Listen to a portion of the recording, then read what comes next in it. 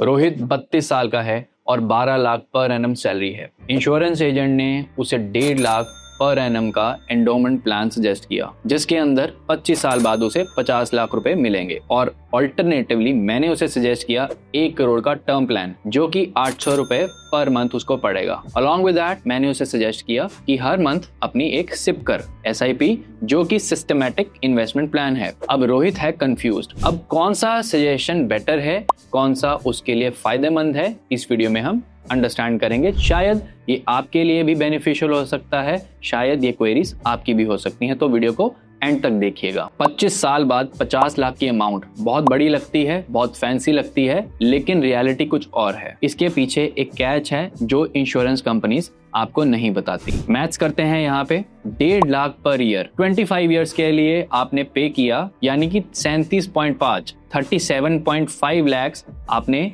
Company को पे कर दिया, एंड रिटर्न में आपको 25 साल बाद 50 लाख रुपए मिले, यानी कि 12.5 लाख का benefit, and that is over the period of 25 years. अब 12.5 लाख रुपए का जो प्रॉफिट हुआ वो 25 साल में, इट इज नथिंग।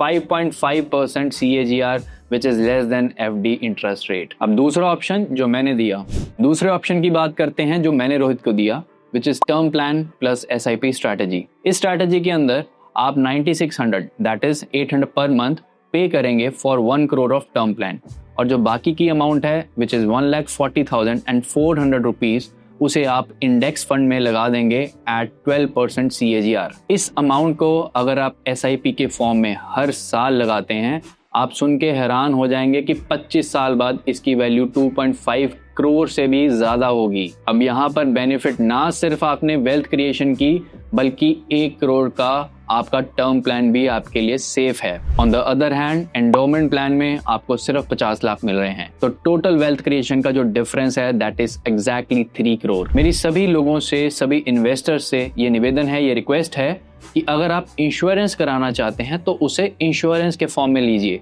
ना कि किसी इन्वेस्टमेंट की फॉर्म में। लोग आपको इंश्योरेंस नहीं बेच रहे हैं, वो आपको एक इन्वेस्टमेंट प्लान बेच रहे हैं। मार्केट में बहुत से ऐसे प्लान्स हैं जो एक्चुअली में इन्वेस्टमेंट प्लान्स हैं। तो आपने यूलिप और ट्रेडिशनल प्लान्स नहीं लेने, आप एक टर्म प्लान लेंगे, उसके साथ आप सिस्टमैटिकली अपनी पैसों को इन्वेस्ट कर सकते हैं। SIP कर सकते हैं, वन टाइम पेमेंट कहीं पे इन्वेस्ट कर सकते हैं, इक्विटीज में कर सकते हैं, डेट बॉन्ड्स में कर सकते हैं। There are lot of other investments, but insurance is not the right place for investments. Tax point of view से आपको टर्म प्लान का 80C में डिडक्शन मिलता है, और LTCG जो आपने इन्वेस्टमेंट्स की हैं उसका 1.25 लाख तक टैक्स माफ है। अब सबसे इम्पोर्टेंट बात, जो एजेंट्स हैं वो आपको एंडोमेंट प्लान पुश क्यों करते हैं? क्योंकि उनको एंडोमेंट प्लान के अंदर कमीशन ज्यादा मिलता है। टर्म प्लान के अंदर उनका कमीशन बहुत कम होता है, 3 से 5% तक ही कमीशन होता है, जबकि एंडोमेंट प्लान्स के अंदर उनका कमीशन 25 से 30% होता है,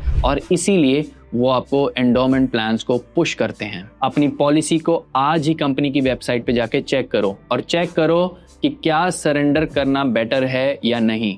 कैलकुलेट करो, और अगर कैलकुलेट करना नहीं आता, डिटेल्स मुझे भेजो, मैं आपको कैलकुलेट करके देता हूँ। DM करो मुझे, या कमेंट सेक्शन में अपनी क्वेरीज भेजो, I will reply on all the queries. Video अच्छी लगे दोस्तों के साथ भी शेयर करो। मिलते हैं नेक्स्ट वीडियो में। Thank you.